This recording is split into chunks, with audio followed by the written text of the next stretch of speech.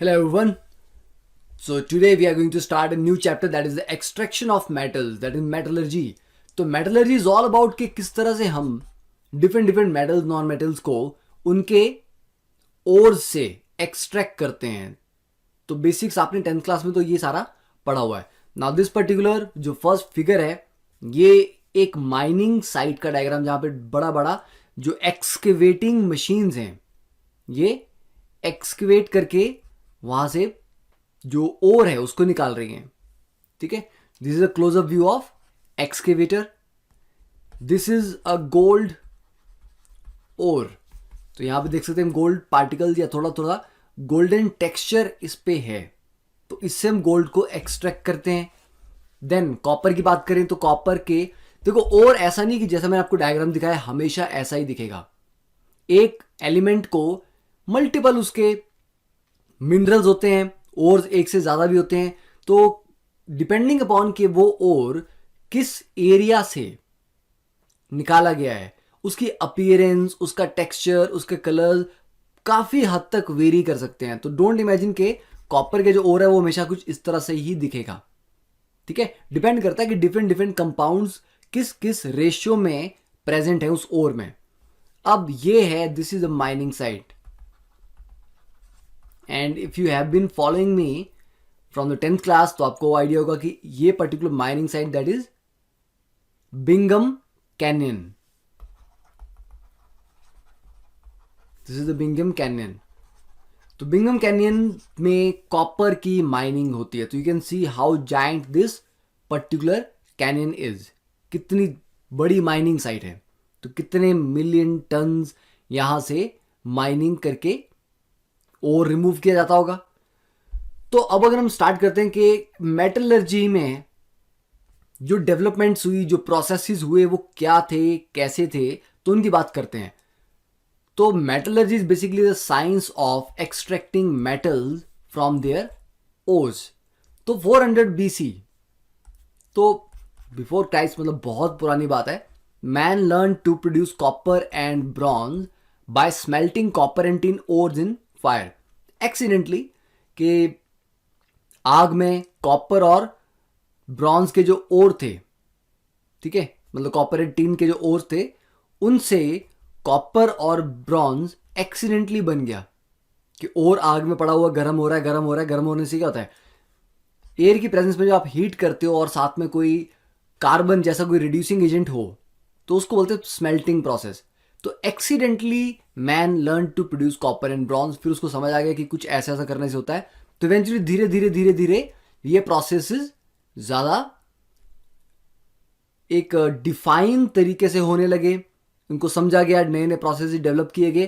तो right now जो modern metallurgy है उसमें जो नंबर ऑफ प्रोसेसेस हम यूज करते हैं बहुत ज़्यादा हैं and they are very complicated also. तो the processes of metallurgy were developed by trial and error. ऐसा नहीं था कि डायरेक्टली देख के आपको पता लग गया कि ये हमें करना है. तो ट्रायल एंड एरर से धीरे धीरे धीरे करके कि किस मेटल को एक्सट्रैक्ट करने के लिए कौन कौन से प्रोसेसेस हैं, कौन सा ज़्यादा इकोनॉमिकल पड़ता है, तो ये ट्रायल एंड एरर के थ्रू में समझ आया.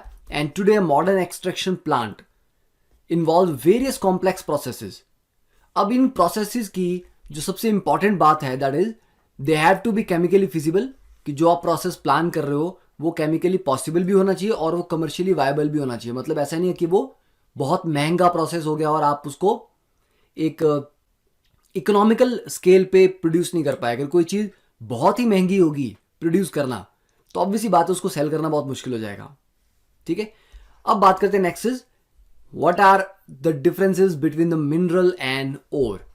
देखो मिनरल क्या है, कोई भी कंपाउंड जिसमें एक पर्टिकुलर मेटल प्रेजेंट है वो उसका मिनरल हो गया.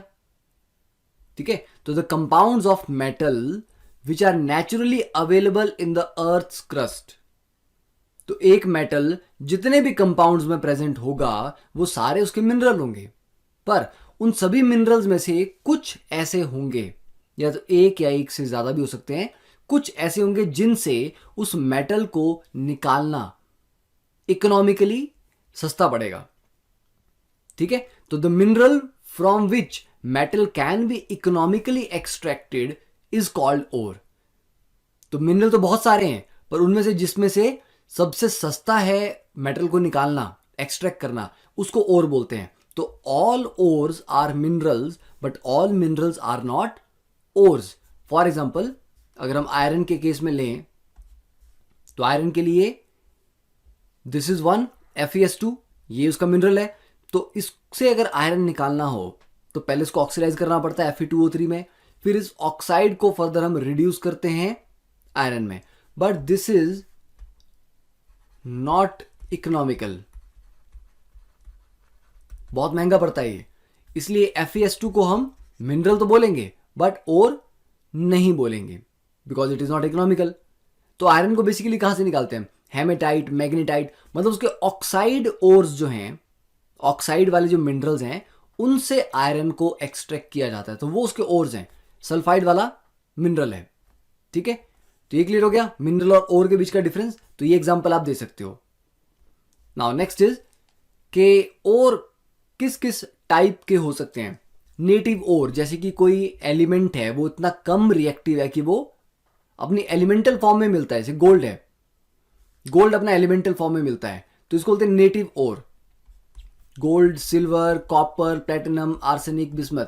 अब ऐसा नहीं है कि कॉपर कंबाइंड फॉर्म में नहीं मिलता, कॉपर एलिमेंटल फॉर्म में भी मिलता है, कंबाइंड फॉर्म में भी मिलता है। गोल्ड जनरली एलिमेंटल फॉर्म में ही मिलता है। ठीक है, तो जब कोई एलिमेंट अपना एलिमेंटल फॉर्म में मिले, प्योर फॉर्म में मिले, तो नेटिव ओर। जब वो ऑक्सीडाइज्ड फॉर्म में, मतलब ऑक्साइड्स हो गए, कार्बोनेट्स हो गए, मतलब ऐसा कंपाउंड जिसमें ऑक्सीजन है, जैसे ये ऑक्साइड है, ये ऑक्साइड है, ये जिंक ऑक्साइड है, ये कार्बोनेट है, तो ऑक्साइड तो है, मतलब ऑक्सीजन है, ये कार्बोनेट है। ठीक है, सल्फेट ले लो, वो भी बेसिकली ऑक्सीडाइज हुई एक तरह से। फिर आते हैं सल्फाइड ओर, जहां पर S2 negative ion, sulphide ion present है, जैसे FeS2, then Cu2S, ZnS, PbS etcetera. Then halide, जहां पर हेलोजन्स लगी हैं साथ में, NaCl, KCl, CaF2। तो इस तरह से आप उनको कैटेगराइज कर सकते हो। अब देखो इन कैटेगरीज को थोड़ा और डिटेल में देखें हम, तो ओर एक एलिमेंटल ओर हो गया जो नेटिव ओर था, और एक हो गया कंबाइंड, जहां पर एलिमेंट और डिफरेंट डिफरेंट एलिमेंट्स के साथ मिलके कंपाउंड बना रहा है। अब वो कंबाइंड ओर या तो ऑक्सीडाइज्ड ओर हो सकता है, या सल्फाइड हो सकता है, या हेलाइड हो सकता है। ऑक्सीडाइज में भी फर्दर है, या तो जस्ट ऑक्साइड ही होगा, या होंगे ऑक्सी सॉल्ट। ऑक्सी सॉल्ट्स में क्या क्या आते हैं? Carbonate, phosphate, nitrate, sulphate.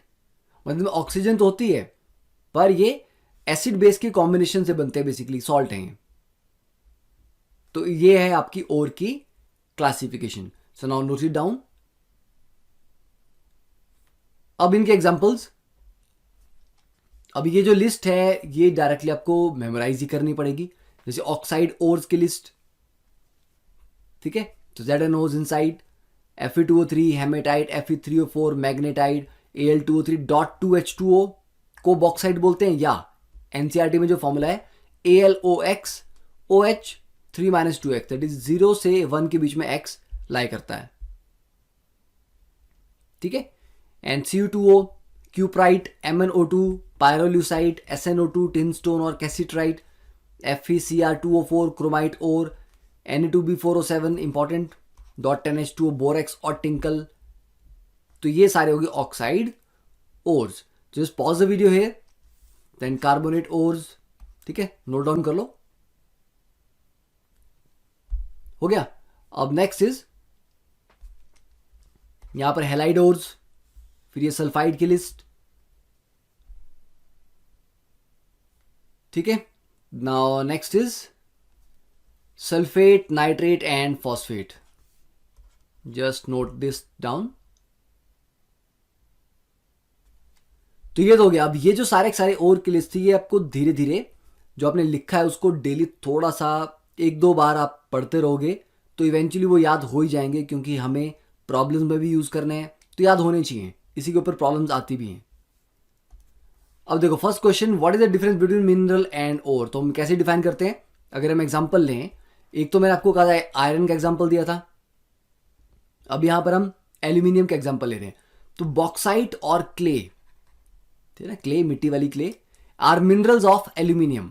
पर एल्यूमिनियम को किससे एक्सट्रैक्ट करते हैं हम? बॉक्साइट से। क्यों? क्योंकि aluminium can be extracted economically from bauxite but not from clay. तो क्ले में है तो है एल्यूमिनियम बहुत ज्यादा, पर उससे इकोनॉमिकली उसको एक्सट्रैक्ट करना पॉसिबल नहीं है। इसलिए both are mineral but bauxite ही ओर है। तो ये आप एग्जांपल वहां पे दे सकते हो डायरेक्टली। नेक्स्ट हम स्टार्ट करते हैं कि आइसोलेशन और एक्सट्रैक्शन जब हमने करनी है, ओर से निकालना है मेटल, तो व्हाट आर द स्टेप्स? किस स्टेप में या किस सीक्वेंस में हम चलते हैं? देखो, first is crushing and grinding. अब जब मैंने आपको स्टार्टिंग में जो पिक्स दिखाई थी, एक्सकेवेशन हो रही है साइट्स पे, ठीक है, तो बड़ी बड़ी मतलब उसमें मिट्टी भी होगी, रॉक्स भी होंगी, तो जो भी आपको मिल रहा है, रॉक्स हैं ओर्स की, ठीक है, उसके पहले जो लंप्स हैं, बड़े बड़े पीसीज हैं, उनको तोड़ा जाएगा छोटे पीसीज में। तो lumps of ore are broken down into smaller pieces और बॉल मिल के थ्रू they are further converted into fine powder. तो बिल्कुल पाउडर कर देना उसको। तो ये हो गया first step, crushing and grinding of ore. फिर उसके बाद क्या करना है? अब ये जो फाइन पाउडर आ गया, इसमें ओर में आपका जो एलिमेंट है, जिस मेटल जिसको आपको निकालना है वो भी है, साथ में बहुत सारी इंप्योरिटीज भी हैं, डस्ट होगी और चीजें होंगी, अनवांटेड कंपाउंड्स होंगे या और मेटल्स हो सकते हैं। तो वो जो अनवांटेड मटेरियल है, इंप्योरिटीज भी बोल सकते हो आप उनको, उसको अब निकालना है। That is called concentration. ठीक है, the removal of unwanted material is called concentration of ore या ड्रेसिंग ऑफ ओर। नाउ अब इसके लिए क्या क्या मेथड यूज कर सकते हैं वो हम डिटेल में पढ़ेंगे। पहला हो गया हैंड पिकिंग। हैंड पिकिंग है, अब कोई बड़े बड़ी सी इंप्योरिटीज हैं, दिख रही हैं सामने आपको, उसको तो आप हैंड पिक करके निकाल सकते हो। एक तो सिंपल सा मेथड हो गया, ठीक है, तो hand picking. Second is gravity separation और लेविगेशन और हाइड्रोलिक वॉशिंग। हाइड्रोलिक वॉशिंग से समझ आना चाहिए आपको कि कुछ यहां पर पानी इन्वॉल्व है और वॉश कर रहे हैं उस चीज को।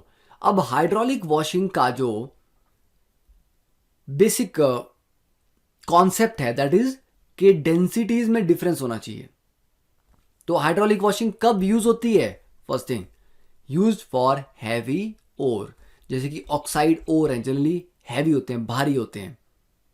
अब इसका फंडामेंटल क्या है?